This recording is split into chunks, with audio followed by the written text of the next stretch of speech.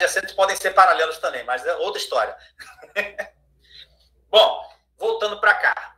Aí tem uma problemática, né? Uma problemática quando se refere ao paralelogramo e quando se refere ao trapézio, né? Porque quando você fala, né?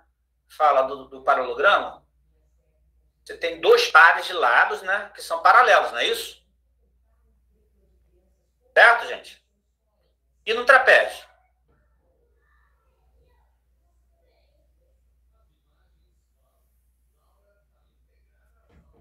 Você tem dois pares de lados paralelos? Não, só um. Só um par de lados paralelos. Né? Então, quando você fala assim, quando você dá a definição, o que é um trapézio? É um quadrilátero que tem um par de lados paralelos. Ok? Isso exclui o paralelogramo?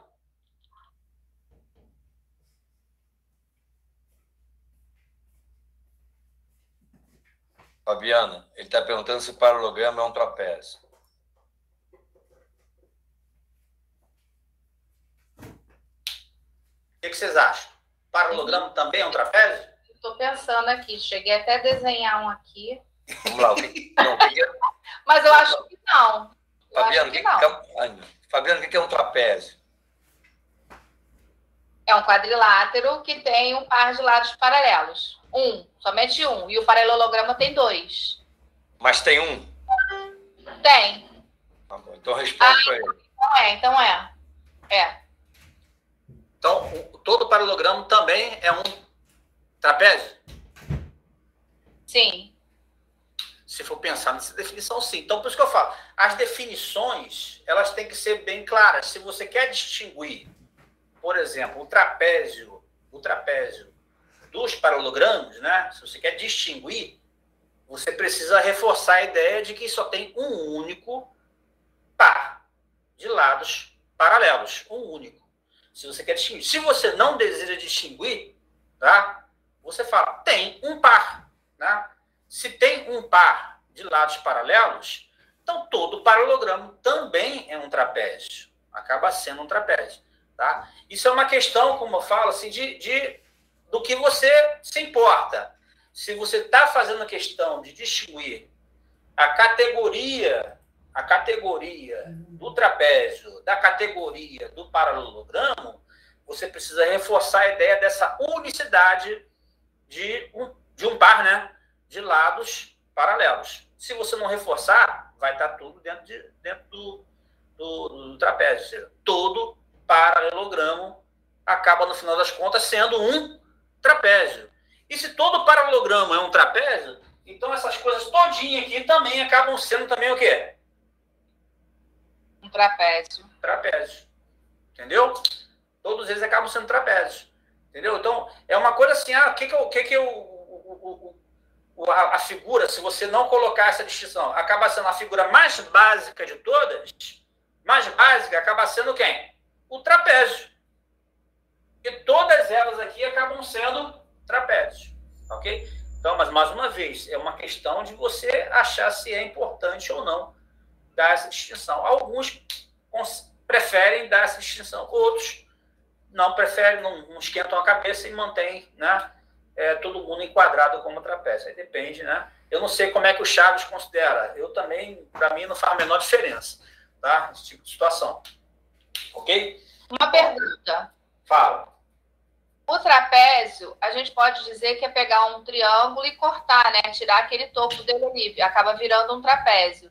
Sim. Mas, se pensar dessa forma, as outras figuras deixam de ser o trapézio. Porque aí eu não posso pegar um paralelogramo e voltar para o triângulo, digamos. Sim, mas se você está pensando, né? Se você está pensando, aí você está vendo? Você encaixou o trapézio num triângulo, né? Certo? Sim. Se você encaixou o trapézio no triângulo, você está impondo a ideia de que os outros dois lados não podem ser paralelos. É, por isso que eu fiquei confusa. Na hora que você perguntou se era ou não era. Mas aquilo, tudo depende do que você realmente precisa, entendeu? Se você precisa realmente destacar a ideia de que os outros dois lados não são paralelos, você vai estar separando os trapézios dos paralelogramos. É isso que eu quero dizer para você, entendeu?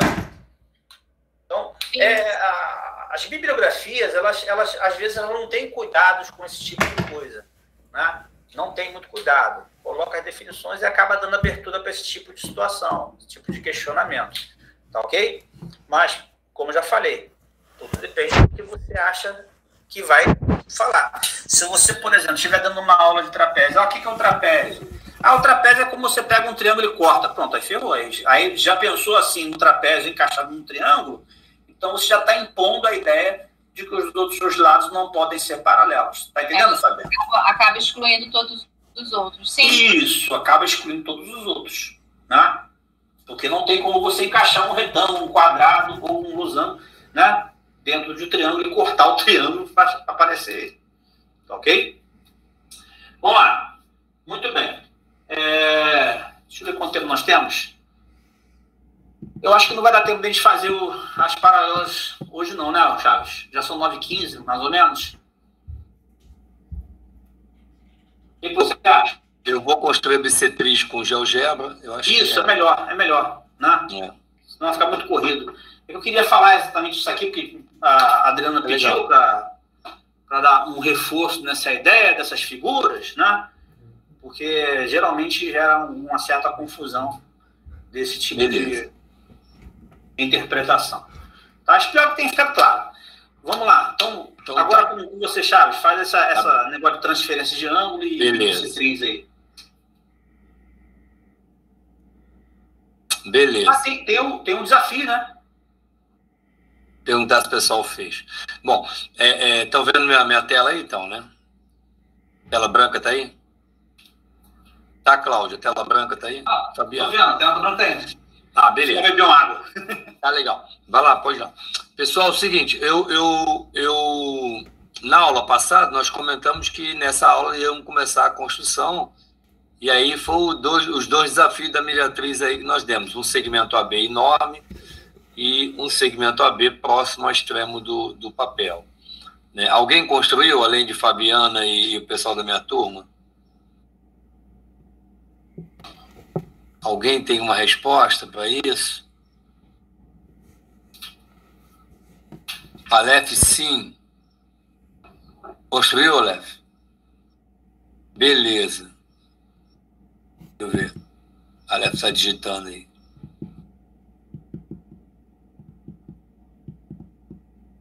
Não, nem vi na aula passada.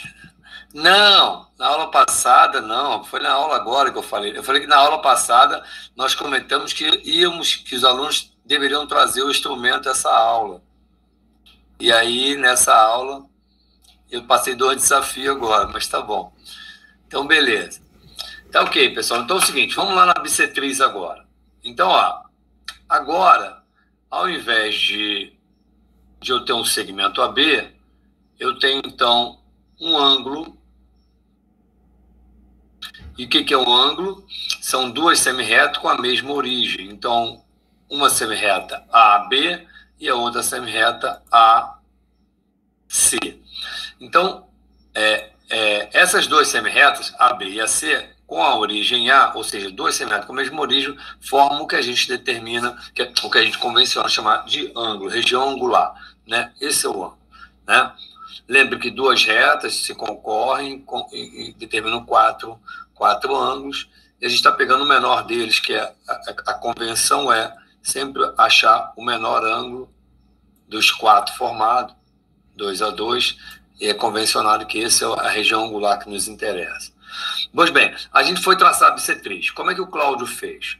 O Cláudio fez uma circunferência centrada em A, abertura qualquer, e essa circunferência vai intersectar essas minhas 2 semirretas em 2 pontos. Um ponto E e um ponto F. Eu vou deixar só o arco ali agora é fácil fazer o arco.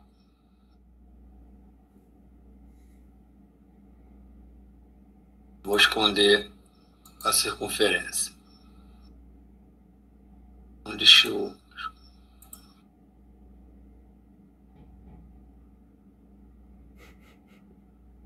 colocar ela bem fininha. Tá bom. Tá lá o arco que foi feito EF. Observe que ao fazer o arco EF, a fazer o arco e cortar as 2 semiretas nos pontos EF, agora observe que e F são equidistantes do ponto A. E não era para ser diferente, porque eu estou em cima da circunferência. Confere? AE e AF é raio de uma circunferência. E agora, o Cláudio quer traçar a bissetriz. E a bissetriz é o conjunto dos pontos do plano, né, dos quais esses pontos são equidistantes dos lados do ângulo. Né? Então, veja que o A é equidistante do lado do ângulo, né? Tem distância nula. Então, basta eu achar um outro ponto e ligar ao ponto A. Então, vejamos como é que o Cláudio fez. O Cláudio fez uma circunferência com centro em F, um raio qualquer, e fez a mesma circunferência, o mesmo raio FG, né? Agora com centro em E. Obviamente, essa circunferência vão cortar em 2 pontos. Me interessa um dos pontos, que é esse ponto que aqui o GeoGebra chama de H. E H pertence à reta bissetriz, que é essa que eu vou traçar de A até H.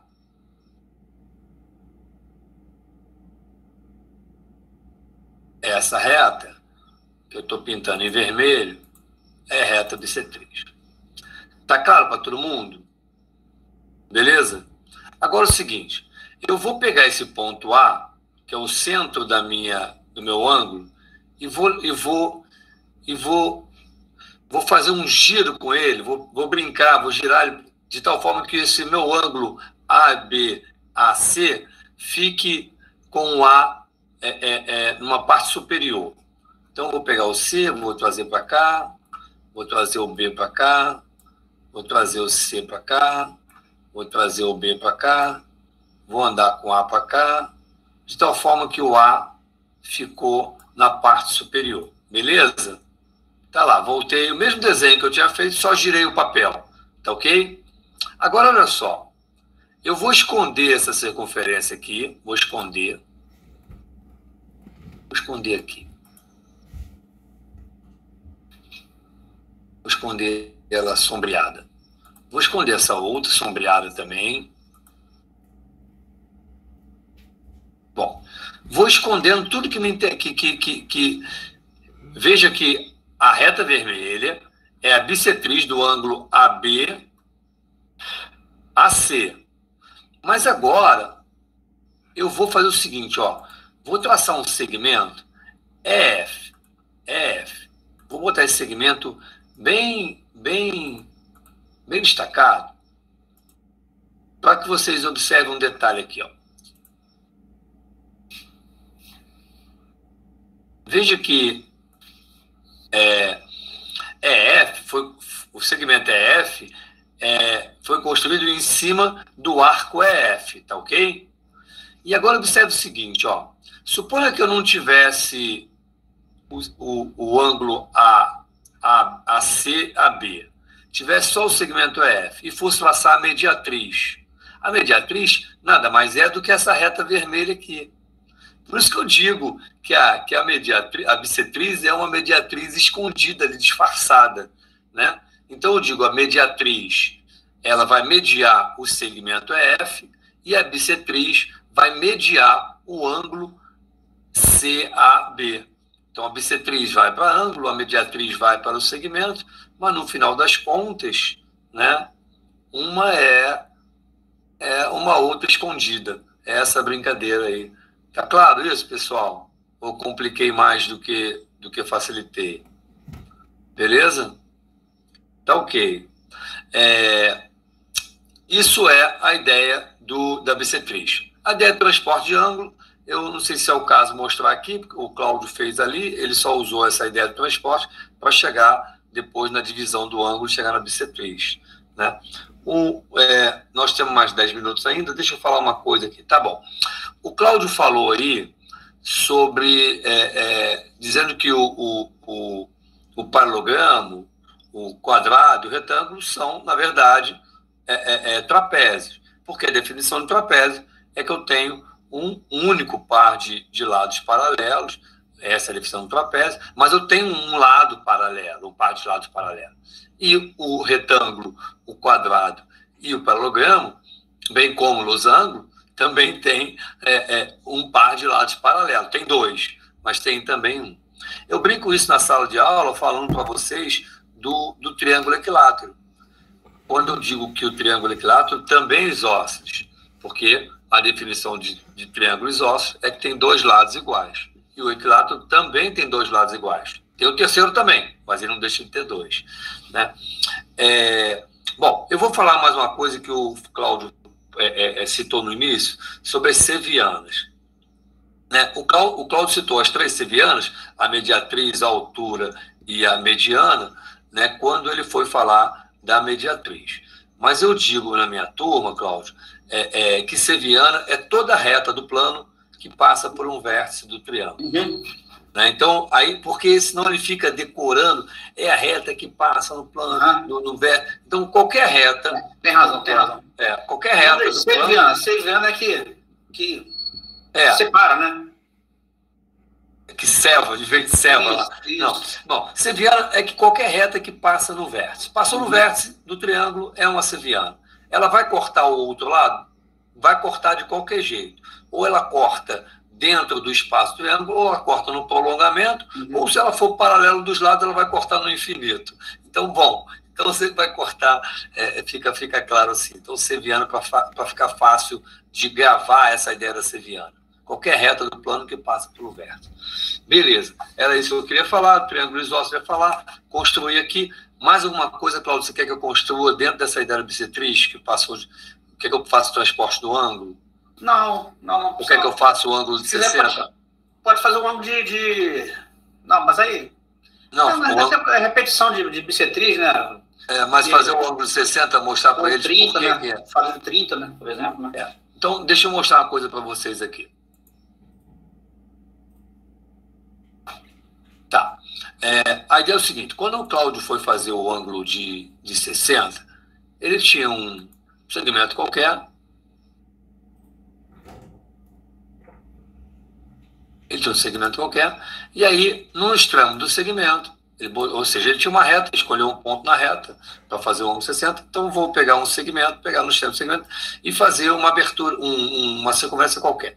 Pois bem, quando eu faço isso, eu determino nesse meu segmento AB um ponto qualquer que eu vou chamar de D. Bom, se eu repetir essa circunferência, veja, se eu fizer a mesma circunferência de raio AD, se eu fizer com DA, eu vou estar determinando dois pontos, né? Tá lá, ó, o ponto E e o ponto... Deixa eu dar uma entrada para alguém que está chegando agora. O ponto E e o ponto F, e eu tenho a mediatriz lá, a ideia da mediatriz, né?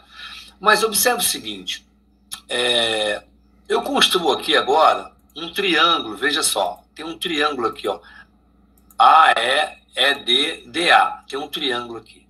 E esse triângulo, como eu construí, ele tem os três lados iguais. Se tem os três lados iguais, esse triângulo é um triângulo equilátero. E se é um triângulo equilátero, os seus ângulos internos são 60, 60, 60. Perfeito? Então veja como eu construí o ângulo de 60. Eu tinha um ponto A, fiz um arco qualquer, né? Agora eu vou esconder essa circunferência.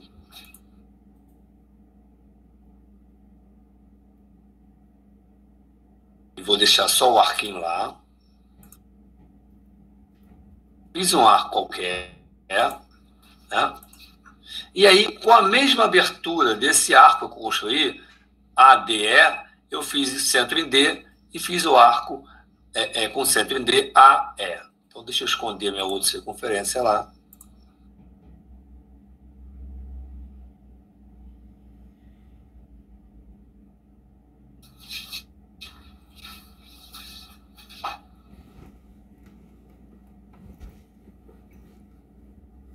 Beleza. E aí eu construí um ângulo de 60.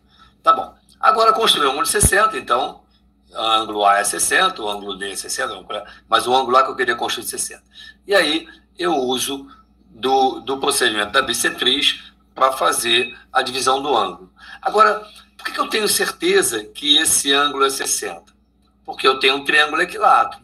E observe, eu ia falar do polígono aqui, por isso que eu pensei, eu ia falar do hexágono aqui, mas não. Então, era isso que eu queria mostrar a vocês, que o triângulo equilátero, por eu ter construído determinado ponto E com um arco centrado em A, de D até E, e o outro arco centrado em D, de A até E, esse triângulo é equilátero, e, portanto, os ângulos internos são 60, é a construção de 60. E se eu fizer a bissetriz de A, e agora eu vou usar a ferramenta direta aqui, da bissetriz, esse lado, vai me dar, obviamente, vai me aparecer duas bissetrizes aqui, né? Me interessa essa bissetriz aqui, que eu vou pintar de verde, me interessa essa bissetriz, e porque tem a outra, porque lembra que duas retas determinam 4 ângulos, então ela é a bissetriz desse ângulo e do ângulo oposto, e a bissetriz do outro ângulo adjacente a ela e o outro ângulo oposto a esse adjacente. Beleza?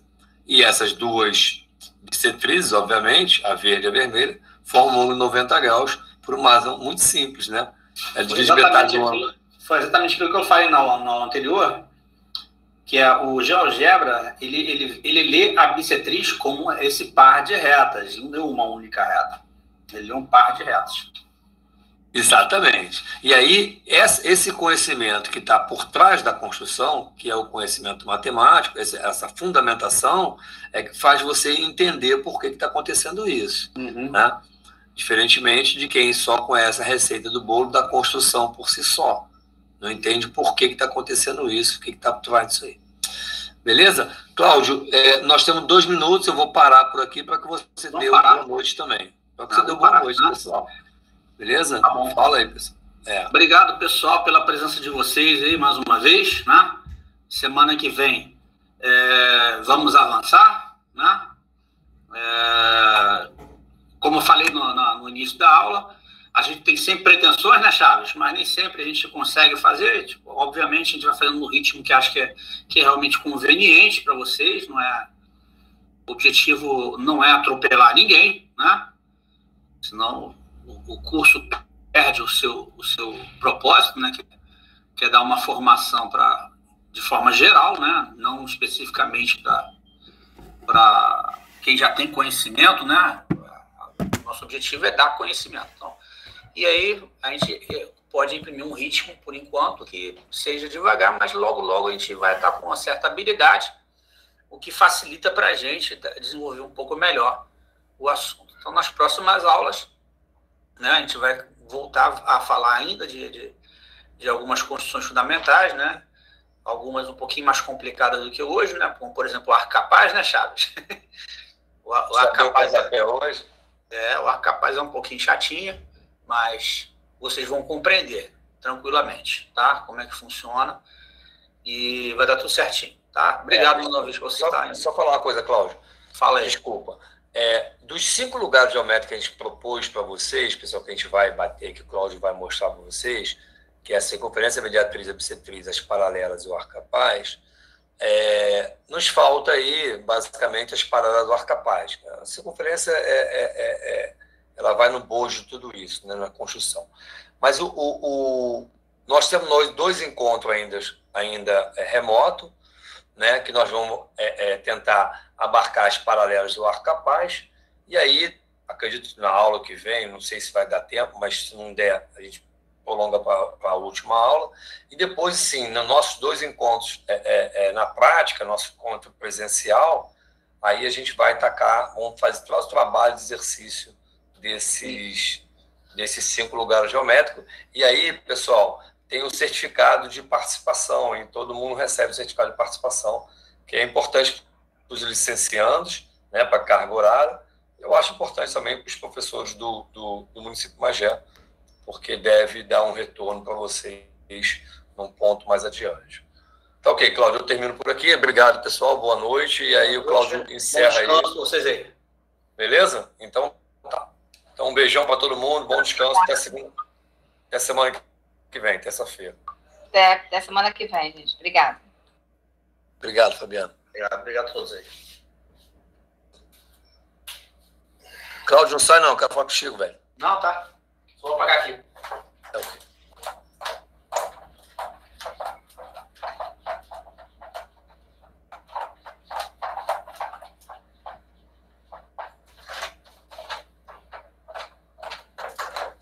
Tchau, Felipe. Até mais. Um abraço.